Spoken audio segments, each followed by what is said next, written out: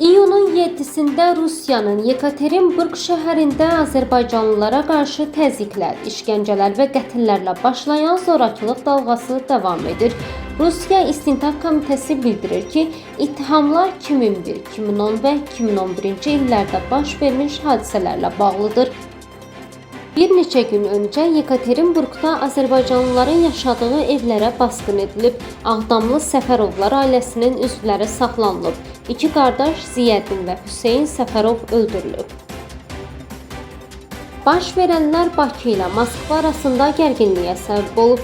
Azərbaycan Xarici İşlər Nazirliyi hadisəni pisləyib, günahkarların cəzalandırılmasını tələb edib. Rusiya Xarici İşlər Nazirliyinin sözçüsü Zaxarova isə bildirib ki, saxlanmalar əvvəlki cinayətlərlə bağlı aparılan istintaq çərçivəsində baş verib. Bundan əlavə Azərbaycanlı küçə ticarətçilərinə qadağalar qoyulub, məhsulları müsadirə olunub, müqavimət göstərənlər döyülərək polisə aparılıb. Rusiyadakı azərbaycanlılara qarşı baş verən hadisələri şərh edən Strateji və Beynəlxalq Araşdırmalar Fondunun eksperti Zurab Batyaşvili bu cür halların Rusiyada adi hal olduğunu bildirib və oxşar hadisələrin 2008-ci ildə Gürcüstan vətəndaşlarına qarşı da törədildiyini xatırladıb.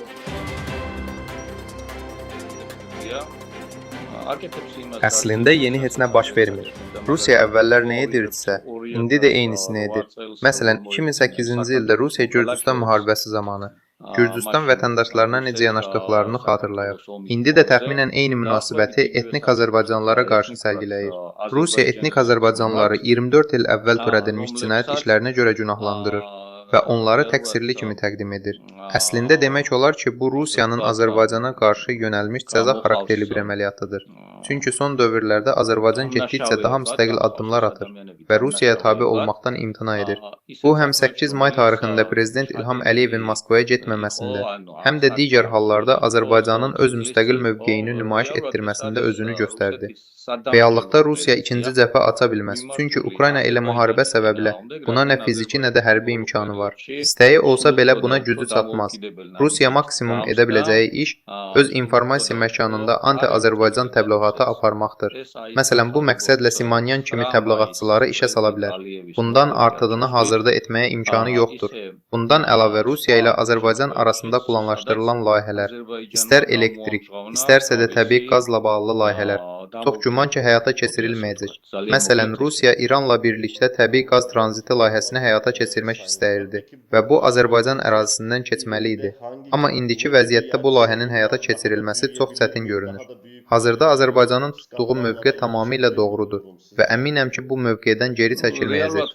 Mən inanıram ki, Azərbaycan öz suverenliyindən imtina etməyəcək və buna da haqqı yoxdur. Ekspert analitik Gela Vasadze baş verənləri ötən ilin dekabrında Rusiya tərəfindən faktiki olaraq vurulan təyyarə insidentinin davamı kimi qiymətləndirib. Hadisələrin bir neçə konkret səbəbi var və bu prosesi iki hissəyə bölmək olar.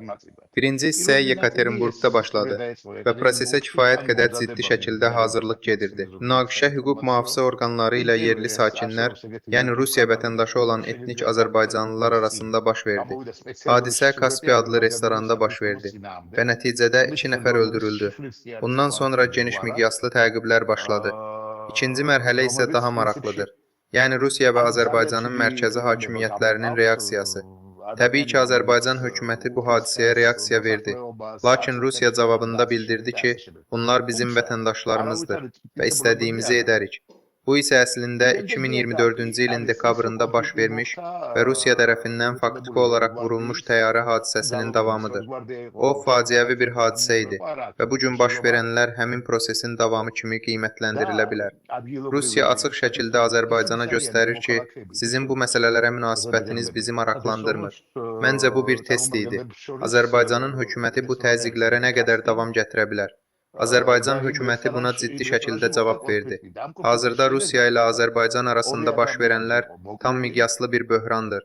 Rusiya Azərbaycanın müstəqil dövlət kimi mövcudluğunu görmək istəmir.